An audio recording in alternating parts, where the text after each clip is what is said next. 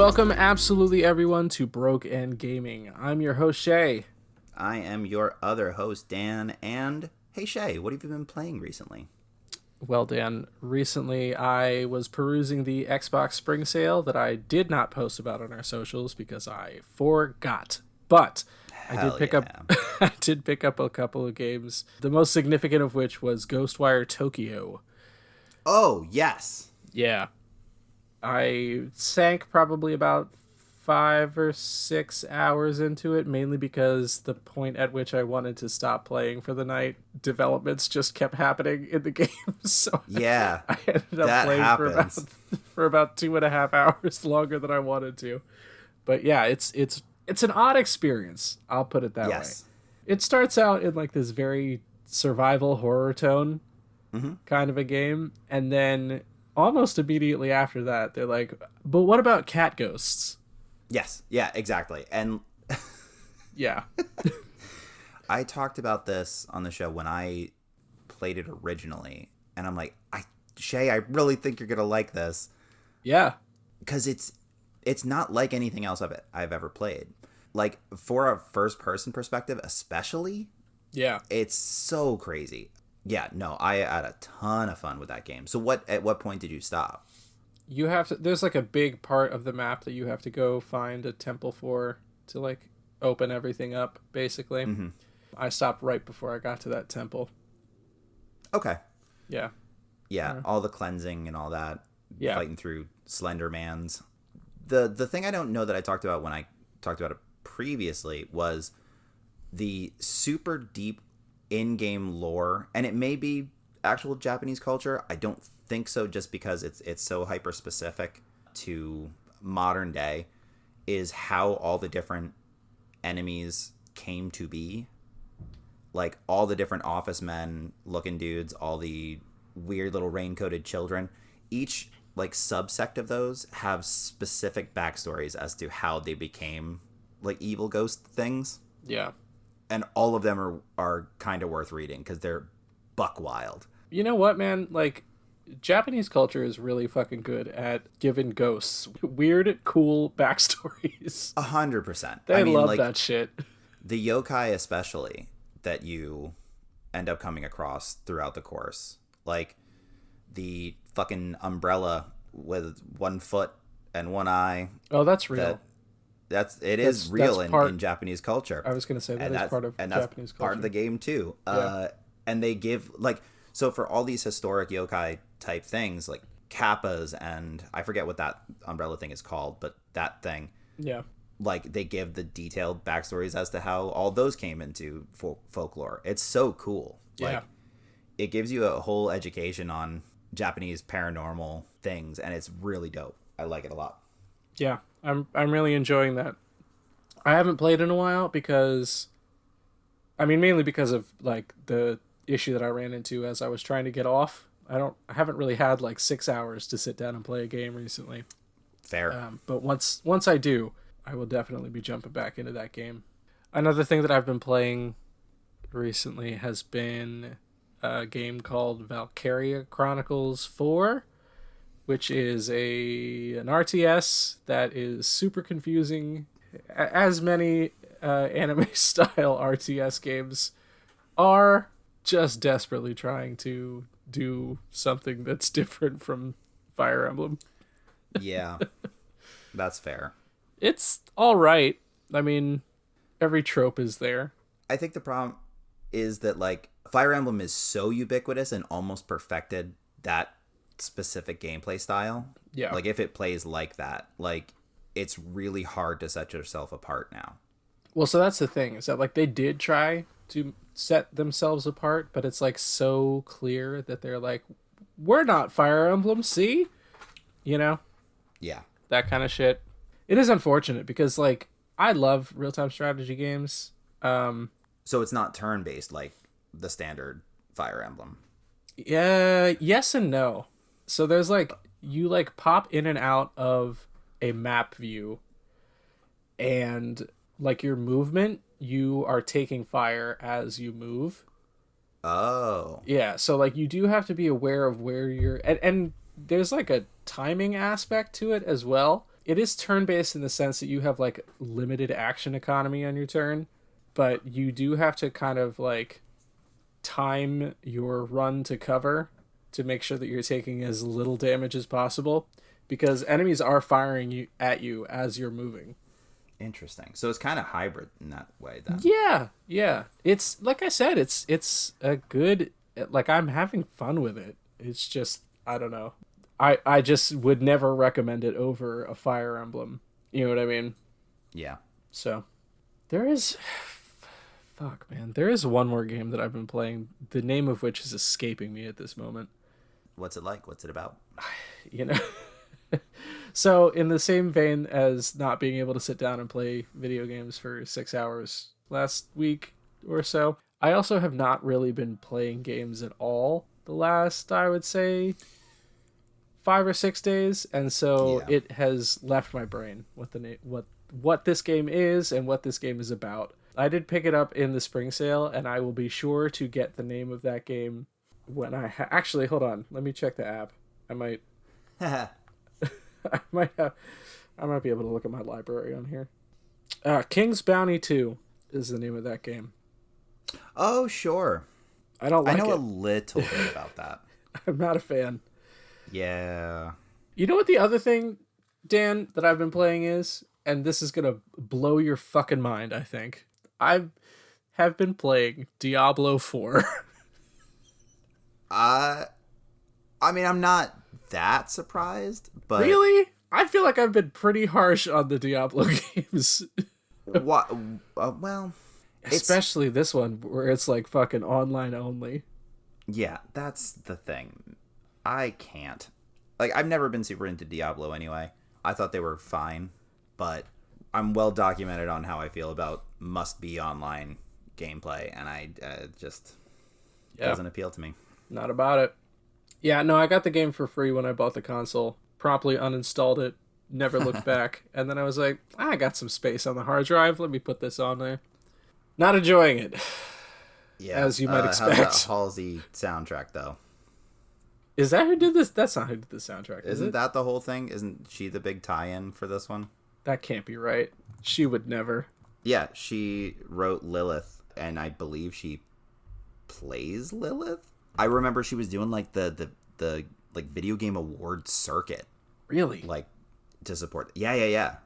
It was like a whole thing. She's in the trailer and everything. Fuck. Yeah. Well, at least as far as her speaking voice, Halsey does not play Lilith in the game. Okay. Yeah, somebody named Caroline Faber plays Lilith. That sounds familiar. I just closed the tab, so I could not tell you. But, Dan. I'll look it up. I'll re-look it up in the meantime. Dan, what have you been playing recently? Well, hold on. What is it that you don't like about Diablo? I don't know, man. I feel like I am just not like attuned to you're only good at one thing in a video game. You know what I mean? Like, I know that the way that I play Skyrim is like you're very good at shooting people with bows in the darkness, and that's how it goes every single time that I play it. But like, if I need to fuck someone up with a sword, I can do that. In Diablo, like, you are kind of locked into these roles that I understand are MMORPG staples, like your tanks, I forget what they call them, but your like specialty damage dealers, healers and magicians and all that shit. AoE stuff. Yeah. So, you know, if you're not playing with other people, which, you know, I'm not, that kind of shit drives me insane a little bit. Yeah. So, look, there's nothing wrong with the mechanics of Diablo. It is set up in a way that it is supposed to be set up, and it is good at that. I just don't like that. That's all. All right, fair enough. To answer my own question, I don't know this person. She's done like a handful of episodes of different TV shows. Like, she did 6 episodes of EastEnders.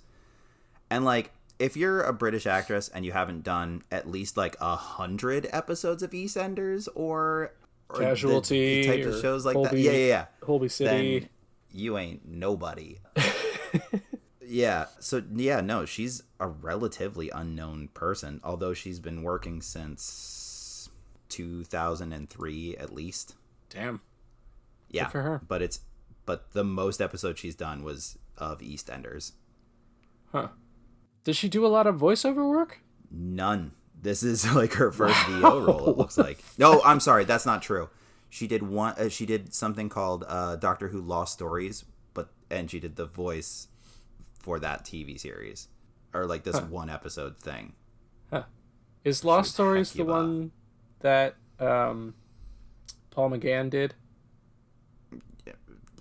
I mean, there's like, not to fucking nerd out on this shit, but there's one guy who played the Doctor in that series who only did like radio shows or I think like one TV special, and then they rebooted the series with Christopher Eccleston, and I believe I know what you're talking about. I believe Lost Stories is with that guy's Doctor. No, so this was like in 2009. Okay. And they dove into the BBC archives to find some lost Doctor Who gems and adapt them for the first time. Gotcha. Okay. All right. So it's like supplementary. It's the Silmarillion of Doctor Who, it looks like. Damn. This may be the nerdiest we've gotten on this podcast. Really, really esoteric shit right now. Anyway, so what I've been playing. So I finished Midnight Suns. Yeah. And I can't believe this game didn't do better than it did. Dan, is that true? Yeah, no, genuinely. I really, really liked it. It looks so bad. Okay, so Timmy is now playing this as well, based on our last episode where I talked about it. Sure. Timmy has gotten all the DLC for it. My God. Timmy is super... Look, everything I do, I feel like Timmy does better and bigger all the time.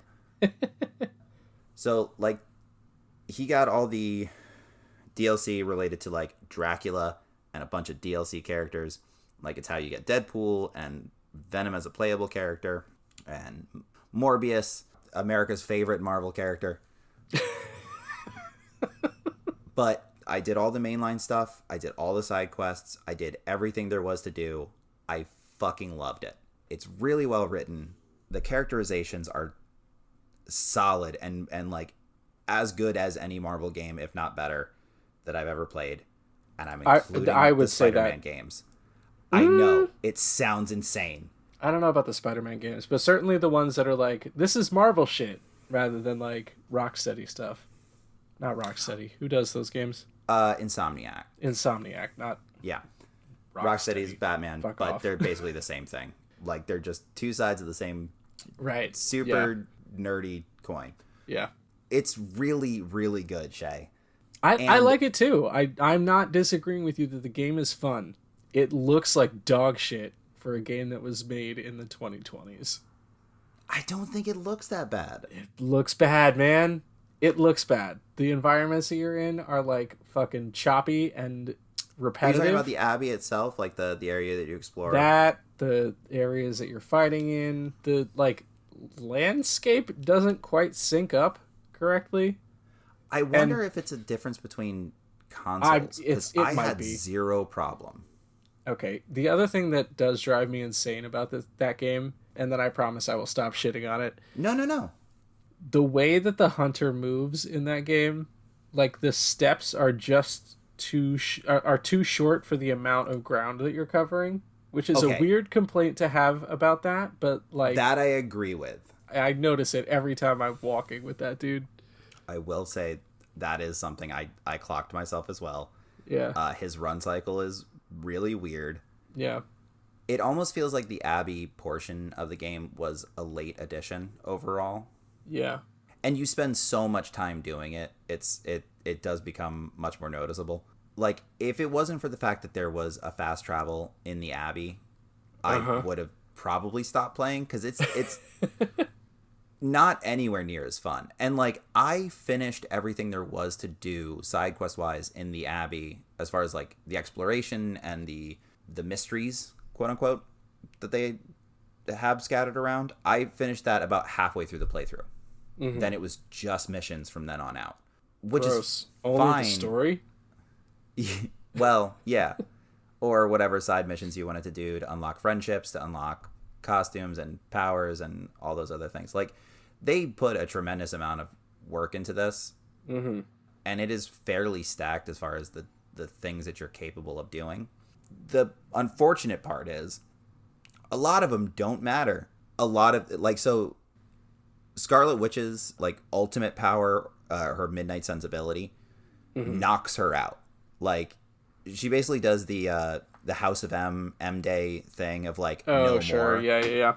Yeah, and it knocks her out in battle. So immediately you're subjecting yourself to maximum of 2 stars for the battle that you're doing by using her ability, which that's dumb. And, like, even if you upgrade it, it doesn't, like, leave her with 1 hit point or something like that. Right. So that's, you know would have been not an easy way to great. fix that? Base remaining HP around affinity between her and the other characters in the party. Oh, I love that. Yeah. Yeah. That would have been a great way. Yeah. Look, you want to hire me for great video game ideas? We've said it 100 times. The industry has not come calling, and I can't figure out why. Hulk is the last unlockable character, and he's also the one that, like, refuses to be anybody's friend, which is very funny. Like, he never changes his outfits. Like, gross. But it's so late in the game that, like, it would have required so much, like, just grinding to get his friendship levels up that it's the right call. It's just very funny that he's like, yeah, whatever. I got shit to do, man. Like, let's get this show on the road.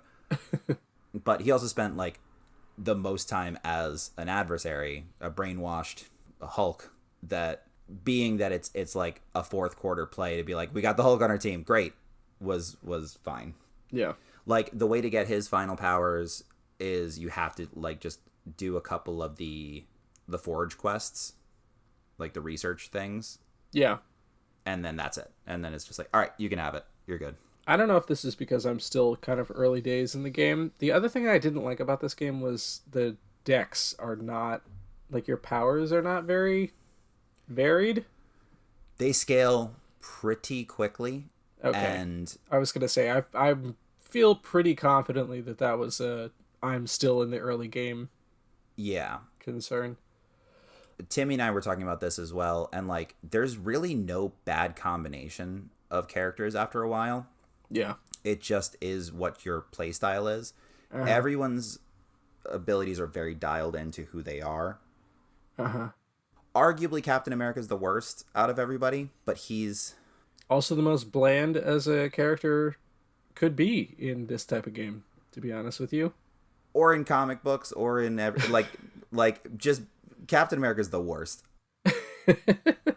Like, I like him in the MCU because they did something different with him. Like, it's a true modernization, which is weird for a guy that was around in the 40s. But, like, I think they did a very good job of that in the MCU.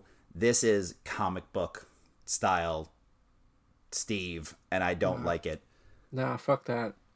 Yeah, he's part of a book club that Blade forms in the game. God. And he's just the worst in that, too. Yeah, like... because of the kind of game it is, and because everybody's living this abbey together, everybody breaks off and forms little clubs together. So there's the spooky kids, and it's Strange, Nico, Magic, and yourself, and then eventually Wanda. And so they're, like, trying to do spells and, like, figure out more about Hunter's past and whatever. There's the science club, basically, which is Peter, Tony, and Robbie, and they're all just, like, working on Robbie's car, and then Peter's like, hey, I invented a thing. And it's, like, different items for you to use in battle. And then there's a fucking book club that doesn't benefit you in any way. Like, there's no practical reason for it. It's just so that they can have real weird conversations about books that don't actually exist in some cases. Like, they do the art of war, and they discuss Sun Tzu and, like, the different strategies and things. So to get Captain Marvel's take on that, it was so meaningless to me. But, like, Yeah, it's Blade, Captain America, Captain Marvel, and then eventually Logan.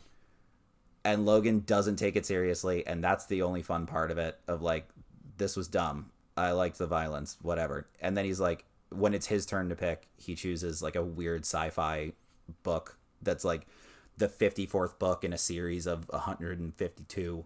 It's great. Hey, how far in the game do you get Logan?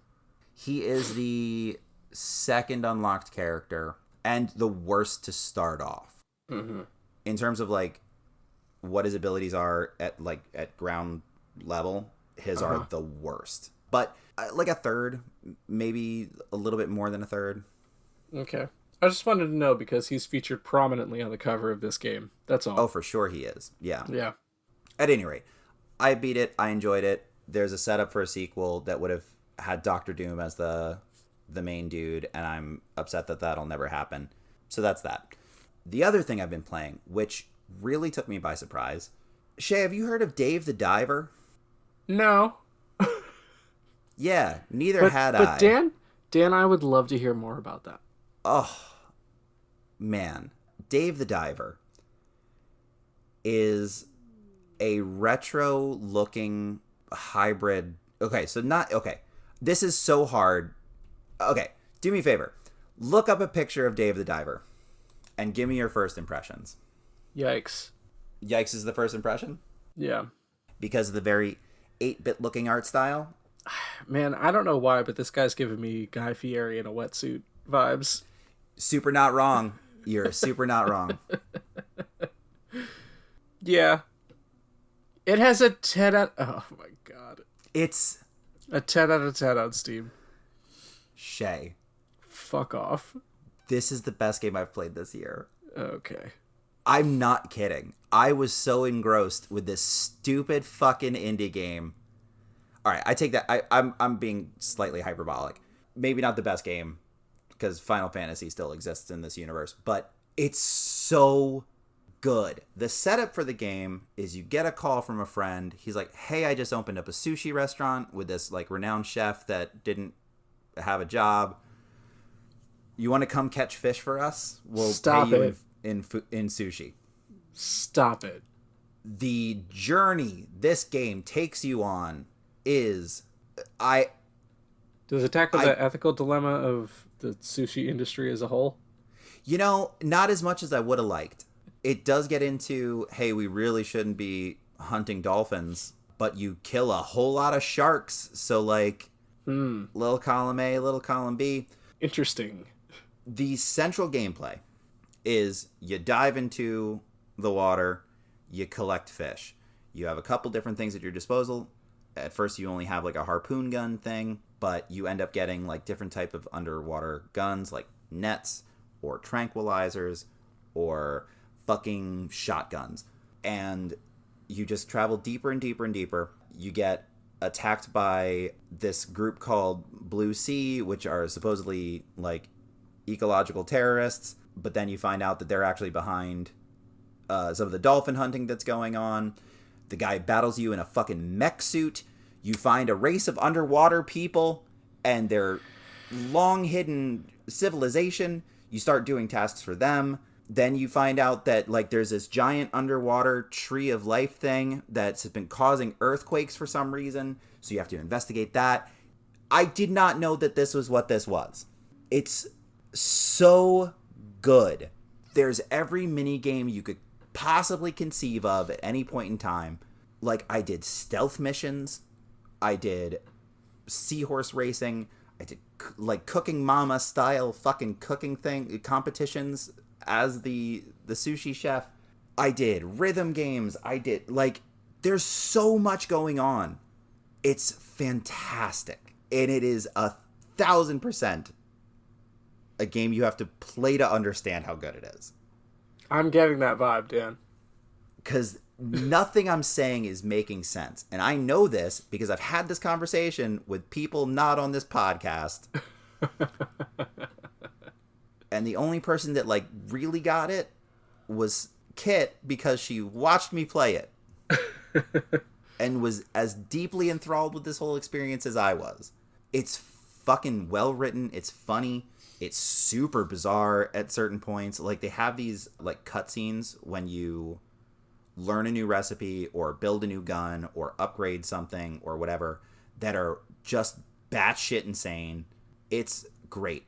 There's a farming mechanic. There's a fish hatchery mechanic. This just... It sounds like too much, man. What I realized about, I don't know, 40 hours into this. 40 hours you played this game? Shea, yes. It is the next logical step past what Stardew Valley is. Like, it's in the same relative vein. It just does things in a different order. There are boss fights. There are optional boss fights. There's, like, you have to they have to fucking take pictures of wildlife to send to a guy who runs a magazine, and he pays you for them. There are... Like Dino in Final Fantasy 15? Yeah, essentially. You have a fucking smartphone that you can access while you're on the boat that has, like, mini games in that. There's, like, a full Tamagotchi thing built into it. It's crazy how much they put into this game. They also did a DLC collaboration with the game Dredge, which is like a horror game. Yeah. Where they just brought a bunch of bullshit over from that, and, like, there are special events where you can like fish for, like, these fucking weird abomination creatures. Nice. And then at the end of every day, you run a sushi restaurant. And that's its own mini game where, like, you have to hire staff and Diner you have Dash. to... Yeah. Like, you have to make sure the wasabi is filled. You have to pour drinks. You have to clear dishes. And that's how you make the bulk of your money. It's great. I want you to try it. I'm coming around on this game. It is currently free on PlayStation Plus. Oh, this sounds like it would be an awful game on a console. I didn't have too much of a problem, but I could definitely see it being better formatted for Steam. Okay. Well, if it's... I mean, I'm not going to pay $20 for it. I will add it on PlayStation. And yeah. I will give it a try. If you are listening to this episode around the day it comes out, you should still have a couple more days to pick this up if you want to on PlayStation Plus. I strongly suggest that you do. Like, just put it in your library and get to it when you can. Oh, damn. This game is, like, brand new. Yes. As of recording, it came out 13 days ago. No way. Yeah. All right. Yeah. April 16th of this year. Well, I've beaten it, and I loved it. And nice. I think they're planning more DLC for it because they did not know it was going to do anywhere near as well as it has. Sure. Who would? Yeah, but, like, really, it's phenomenal. I really, really liked it. It is, if I'm not counting Final Fantasy, because I haven't completed it yet, it is my favorite thing that I've played so far this year. Well, hey, Dan, I'm glad that you're getting so much joy out of this game. I sure did. And, like, it's a good after game, too.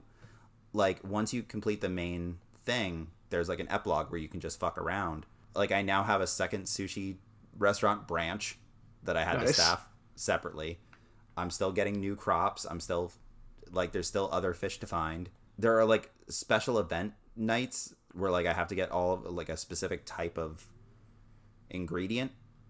And sure. They pay top dollar for that stuff. I loved it. I loved it so much. Speaking of things I loved so much this month, Shea, can we talk about the Fallout TV show? We sure can, Dan. To some extent, at least. Yeah. You watched the whole thing? Yes, I'm done with it. You are how far? I finished the first 2 episodes. Okay. What do you think? I mean, you like Fallout, right? Like, I know you're more leaning toward an Elder Scrolls type, but how do you feel with the Fallout games? The games, they're fine. I try, I think, 4 times a year to get into Fallout 4. And the power suits, man. I just can't do it. I argue, like, out of the next new, like, the new generation ones, not counting 76 because that's an online thing and I don't care about it. Yeah. I think 4 is probably the worst of the 3. Yeah. It goes New Vegas 3, 4 for me personally. I Just in really terms did of- like 3. I Three's love playing great. 3. Yeah. It looks janky, as Yeah. does like by today's standards. Correct. Yeah. Kind of even at the time a little bit, but Yeah. there was something about like the hair lip faces of every single character you came across in both New Vegas, and it was like a specifically weird thing, but like it was there. It was Monster Factory, the game. I mean, you're not wrong. Aside from character models, I think they were just better overall narratives, better overall environments. I mean, New Vegas has so much like great story in it. New Vegas is amazing. It's my I mean, my favorite Fallout without question. Yeah. That said, this show did a very good job capturing the feel of the games. Absolutely. Yeah. Okay, so 2 episodes. It's murky how the episodes broke down because it was a binge watch situation. All the episodes dropped at the same time on Amazon, which like I don't know how I feel about full series drops anymore. Like I think there was a reason that we started doing it in the first place, and it was so that we would like streaming services. And I don't know why we got away from that, because they didn't seem to understand why people were going to streaming services to begin with. yeah, So that's how I feel about them. But I wouldn't have minded if this was stretched out over the course of 8 weeks. I don't mind when they do it for Boys or any other like Amazon series. I don't mind when they do it for HBO series. I would be comfortable going back to that for like big prestige stuff like this. mm-hmm. But that said, I did watch all of it over the course of 2 days. So Yeah. because of that, everything kind of blurs together in my memory as far as what happens in what episode. So what's going on where you're at? The main characters are like about to meet up. I think they just had their first scene, like all 3 of them together. Okay. Like was that what is that dude's name? Maximus, right? Yeah. He took the power armor from little bitch boy Michael Rappaport. Great fucking casting, by the way. Right? As soon as he took off the helmet, it was Michael Rappaport. I'm like, that's unbelievable. That's perfect. Yeah. What's her name is, I don't know, I guess tagging along with Ben Linus from Lost and Walton Goggins in the role of a career. Can we say that? Look, see, that's hard because the man he's fucking so excels in good everything. in every role. He's so good. Yeah, I love Walton Goggins so fucking much. Yeah. Have you seen like any of the stuff about like for him in the makeup chair?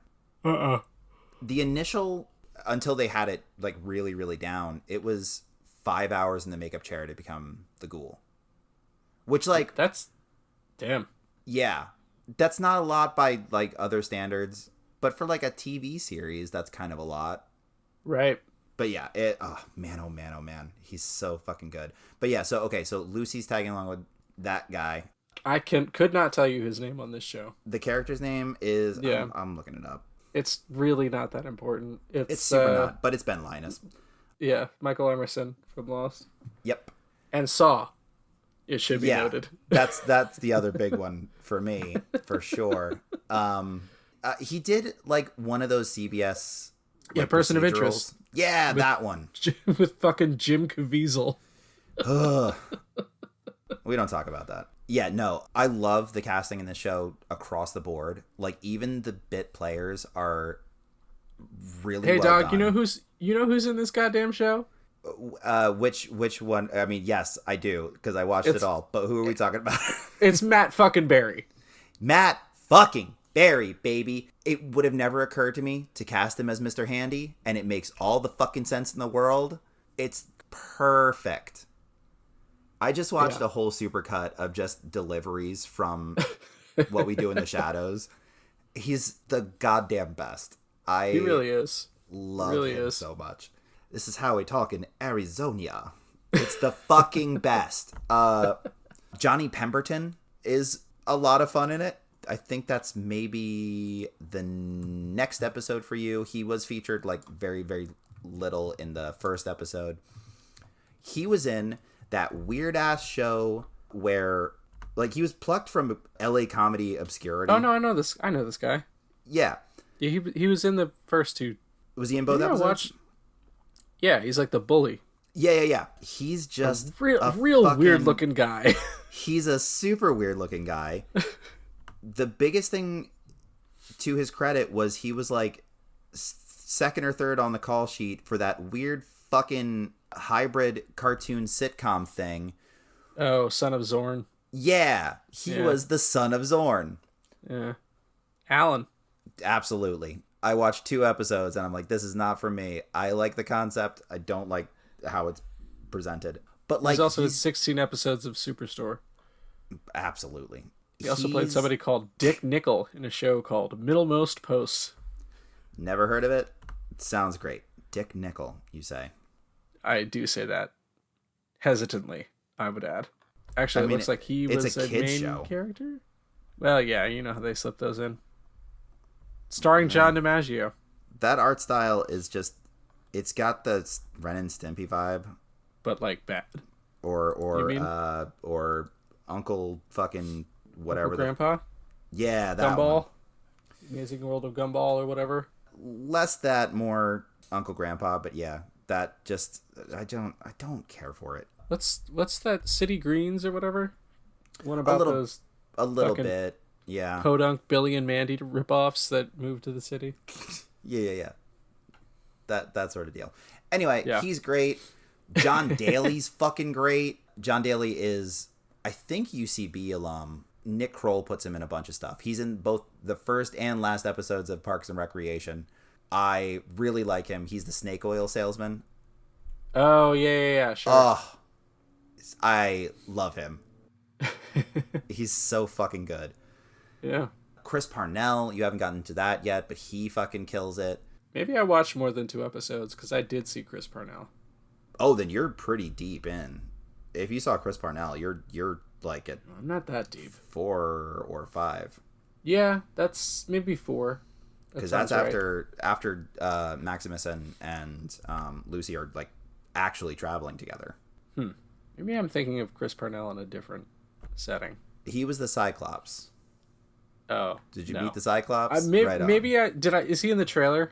Yes. Yeah, that might be what I'm thinking of. He's the overseer of a different vault that they go to, and he's definitely in the trailer because they like showed a Cyclops, and that's not a thing in most Fallouts. So it was like, oh, this is gonna be something. Zach Cherry, which is one of those guys that just like shows up and shit. He's the guy that tells Spider-Man to do a flip. Yeah. Leslie Uggams is in Fallout as well. Yes, she is. The blind lady from Deadpool and many other things well before that. Yes. Which, like, don't get yourself too spoiled on casting stuff, but holy hell, it's awesome. Also, this dude that plays Lucy's brother, Moises Arias. Yeah, that guy is a Disney Channel star. Yup. And like people's minds were blown where they're like, oh fuck, that's that guy. I don't know anything about him, but Kit freaked the fuck out over it. Absolutely. I'm like, I don't know what happened in just life where like I will look at somebody's IMDb page and not recognize more than half of the stuff that's there anymore. That was never the case. Mm-hmm. And I like streaming has now fucked that all up for me because there's just so many different platforms that people can get stuff on that nobody's ever heard of. Yeah. But whatever. I super enjoyed the show. Kyle MacLachlan. How do we forget to mention Kyle MacLachlan? I think you just need to experience that, actually.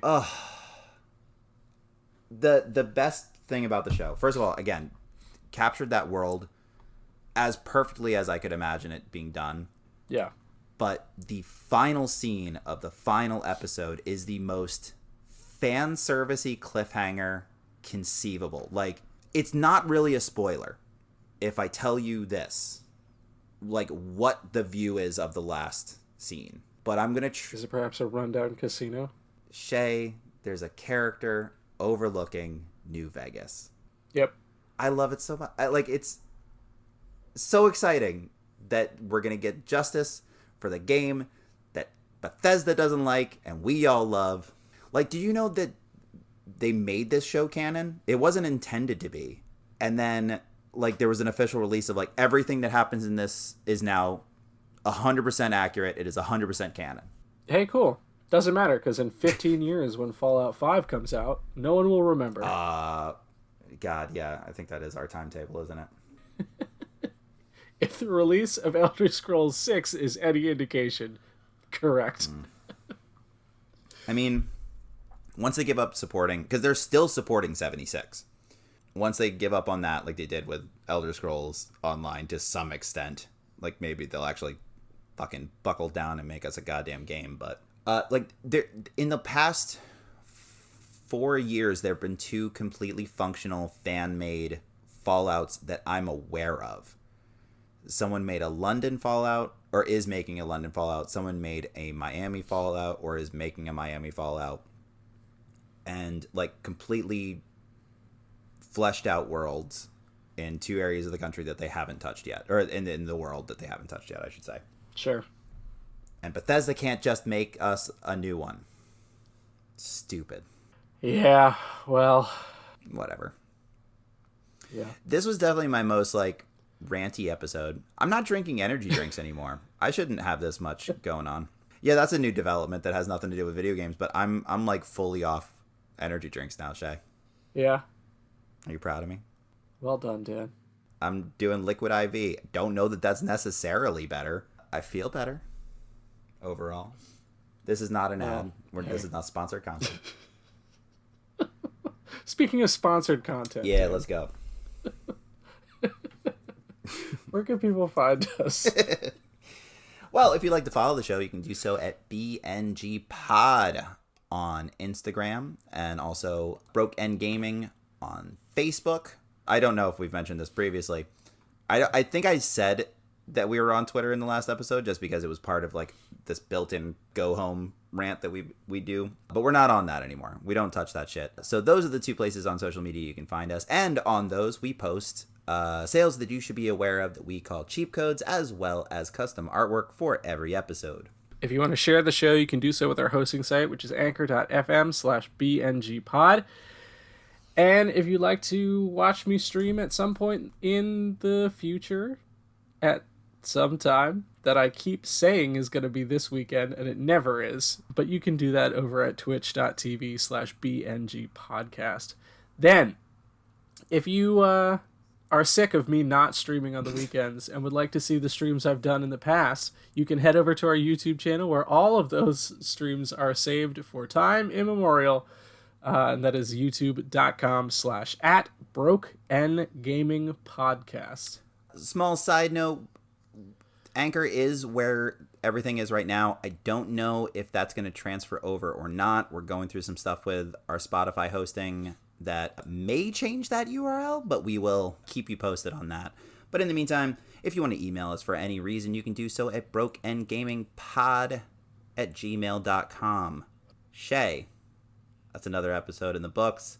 I guess there's nothing left to say, but goodbye, absolutely everyone. Goodbye.